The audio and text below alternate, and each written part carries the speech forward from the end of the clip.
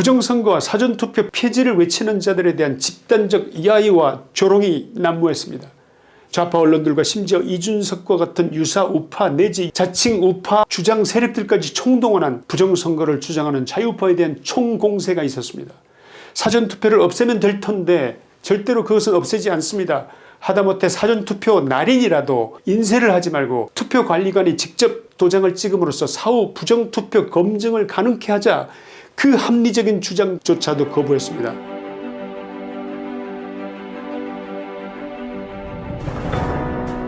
무엇이 내란입니까? 헌법을 지킨 자를 처벌하고 헌법을 무너뜨린 자를 옹호하는 이재명이 통치하는 이 나라에 과연 법치라는 것이 존재한다고 말할 수 있습니까?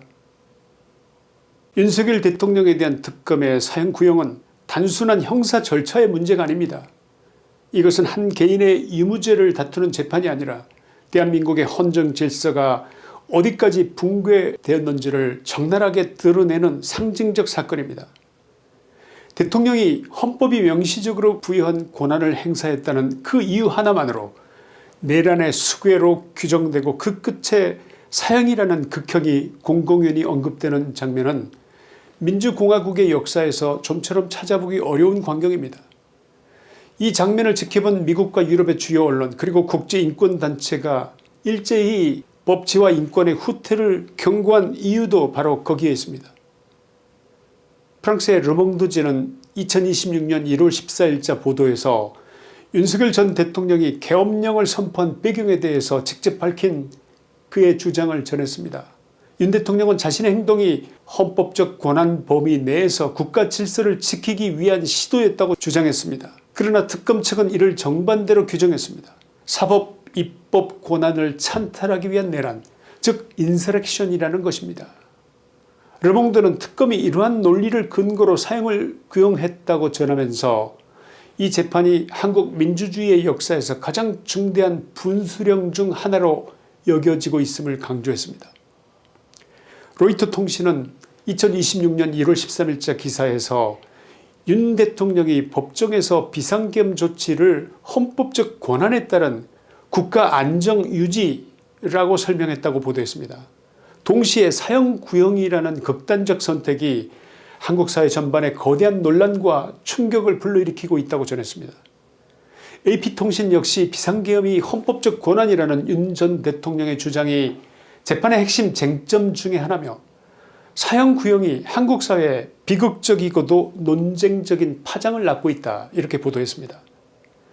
워싱턴 포스트는 2026년 1월 13일자 기사에서 윤석열 대통령의 변론을 그대로 소개하면서 이번 재판이 단순한 형사사건을 넘어 법적, 정치적 성격이 중첩된 국제적 이슈라는 점을 분명히 했습니다. 타임즈는 국제 앰네스티의 키아라 산조르지오의 발언을 인용해서 윤 전 대통령에게 사형을 선고하는 것은 한국 사회의 중대한 퇴행이 될 것이라고 경고했습니다. 전직 대통령을 포함해 누구도 법 위에 있지 않지만 사형을 구형하는 것은 후퇴며 사형은 본질적으로 잔혹하고 비인도적이며 되돌릴 수 없는 형벌로서 인권을 존중한다고 주장하는 사법제도에 설 자리가 없다, 이렇게 밝혔다는 것입니다. 이제 우리는 더 이상 이 질문을 피할 수가 없습니다. 무엇이 내란입니까? 국가의 기능을 조직적으로 마비시키고 헌법기관을 연쇄적으로 모욕하며 행정부가 정상적으로 작동하지 못하도록 만든 행위가 내란입니까? 아니면 그러한 상황 속에서 헌법이 대통령에게 부여한 비상권한을 발동해 국가의 붕괴를 막으려 한 행위가 내란입니까?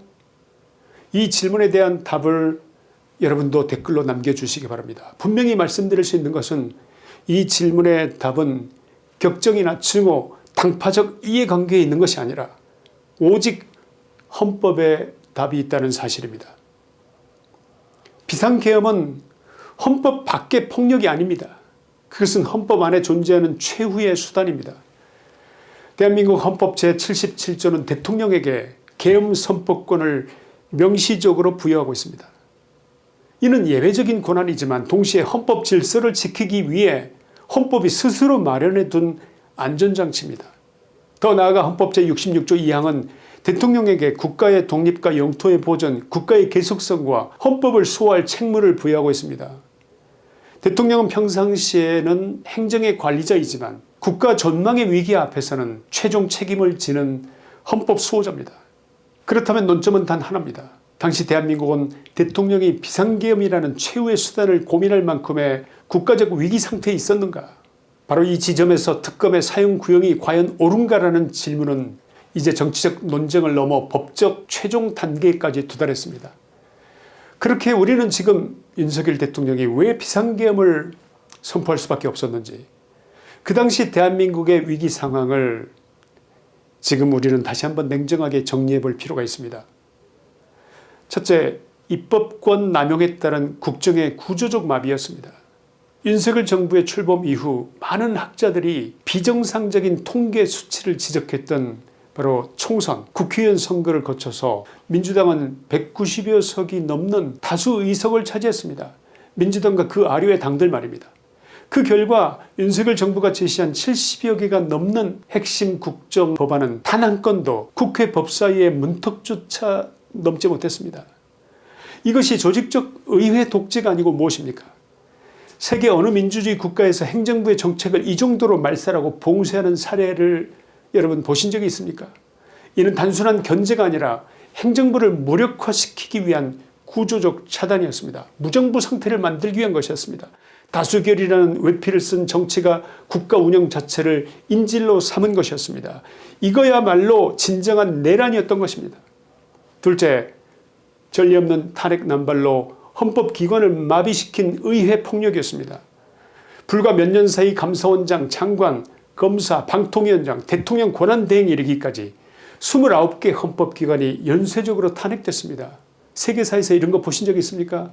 이것이 책임 추궁입니까? 책임 추궁이라는 이름으로 국가 기능을 정지시키는 이런 사태가 자유민주주의 국가에서 용인된 적이 단 한 번이라도 있었습니까? 특히 이재명의 범죄 혐의를 수사하던 검사들에 대한 탄핵은 법치의 심장을 겨냥한 노골적인 공격이었습니다. 이거야말로 내란이라고 말하지 않을 수 있겠습니까?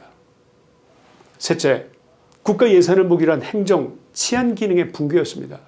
원전, 반도체, 양자, 바이오, 기초과학 등 대한민국의 미래를 떠받칠 예산이 사실상 제로에 가깝게 삭감이 됐고 재난 대응 예비비와 일자리, 돌봄 예산까지 무차별적으로 잘려나갔습니다. 경찰, 검찰의 마약 수사 예산과 대통령실 특수활동비의 삭감은 국가의 치안과 행정 기능을 사실상 멈춰 세우는 조치였습니다. 이것이 국가를 지키는 정치입니까? 아니면 국가를 붕괴시키는 정치입니까? 이거야말로 내란이 아니고 무엇이겠습니까? 넷째, 선거 결과 불법과 대통령 정당성 부정의 상시화였습니다. 윤석열 대통령은 헌법과 법률에 따라 선출된 대통령이었음에도 민주당과 관련 시민단체들은 취임 직후부터 하루가 멀다고 탄핵을 외쳤습니다. 수백 차례의 퇴진 집회, 대통령과 배우자에 대한 조직적 음해와 가짜 뉴스의 확산은 비판을 넘어서 헌정 질서에 대한 정면 도전이었습니다. 민주주의에서 선거 결과를 부정하는 행위는 곧 민주주의 자체를 부정하는 행위인 것입니다. 이것은 일종의 내란인 것입니다. 다섯째, 자유민주주의의 근간을 흔드는 친중 종북적 행태에 대한 국가적 위기감이었습니다. 중국의 조용한 침투, 그들의 영향력 공작 앞에서 대한민국은 속수무책으로 당하고만 있었습니다. 중국의 수많은 오마우당 댓글 부대들이 대한민국의 여론을 뒤흔들고 온라인 여론을 지배하던 상황이었습니다. 미국 성조기를 태우는 행위에는 침묵하면서 중국 5성 국기에 대한 비판에는 처벌 조항을 만드는 자들, 중국 가첩에 대한 처벌법을 결단코 거부해왔던 민주당이 누구와 한패거리인지 굳이 설명이 더 필요하십니까? 북한의 도발에는 침묵하거나 오히려 윤석열 정부 대응을 공격해온 세력들, 이들이 과연 국가를 지키고자 하는 생각이 눈꽃만큼이라도 있는 자들이냐, 이 말입니다. 이들의 행위가 내란이 아니고 무엇입니까?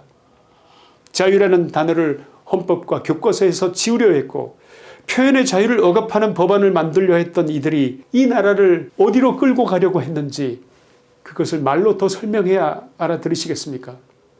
윤 대통령은 이 모든 것을 보고 이들이 곧 반국가 세력들이라고 지칭하기에 이르렀습니다. 이 모든 상황을 바꿔야 대한민국의 미래가 있다고 생각했던 것입니다. 그래서 그는 마지막 남은 자신의 헌법적 권한을 행사했던 것입니다. 여섯째, 당시 민주당과 그 아류 세력들은 부정선거를 금기시하고 부정선거를 언급하는 사람들 모두를 하나하나 극으로 몰고 갔습니다. 부정선거와 사전투표 폐지를 외치는 자들에 대한 집단적 야유와 조롱이 난무했습니다. 좌파 언론들과 심지어 이준석과 같은 유사 우파 내지 자칭 우파 주장 세력들까지 총동원한 부정선거를 주장하는 자유우파에 대한 총공세가 있었습니다. 사전투표를 없애면 될 텐데 절대로 그것은 없애지 않습니다. 하다못해 사전투표 날인이라도 인쇄를 하지 말고 투표관리관이 직접 도장을 찍음으로써 사후 부정투표 검증을 가능케 하자, 그 합리적인 주장조차도 거부했습니다. 한마디로 이 자들은 무조건 믿으라, 아니면 극우 낙인 찍히든지, 이것이었던 겁니다. 억장이 무너지지 않으십니까? 선거관리위원회는 모든 검증을 부정해왔습니다. 윤 대통령은 선거의 무결성을 확보하지 못하면 자유민주주의는 형이화되는 것이고 대한민국 미래가 없는 나라, 한마디로 대한민국은 끝장나는 것이라고 믿었습니다. 이 모든 상황이 중첩된 상태에서 이 나라의 자유민주주의가 마침내 절반쯤은 붕괴되고 있다고 생각한 윤 대통령은 헌법을 지켜야 되고 헌법을 수호해야 되는 대통령으로서 국가의 붕괴를 막고자 자유민주주의의 불씨를 살리기 위한 결단을 내린 것입니다.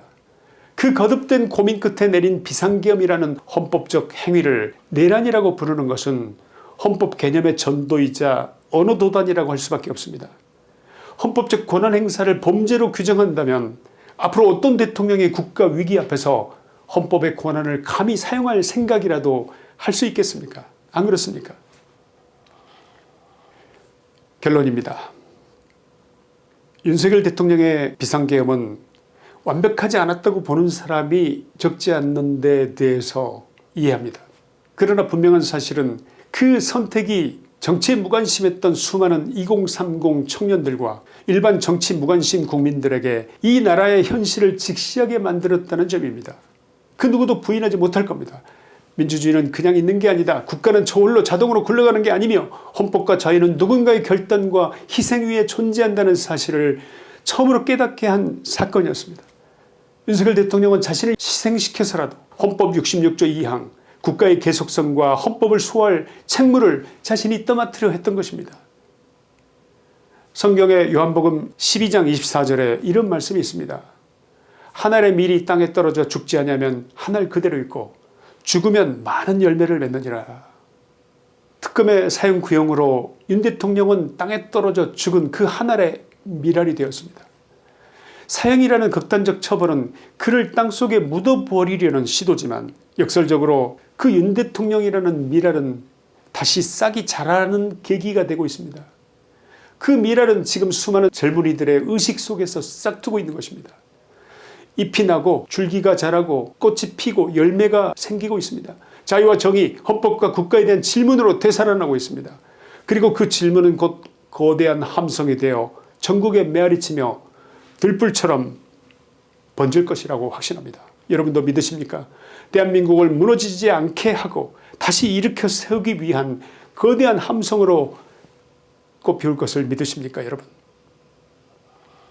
윤석열 대통령의 비상계엄은 실패한 권력 행사가 아니라 전 국민을 깨어나게 한 기폭제였습니다.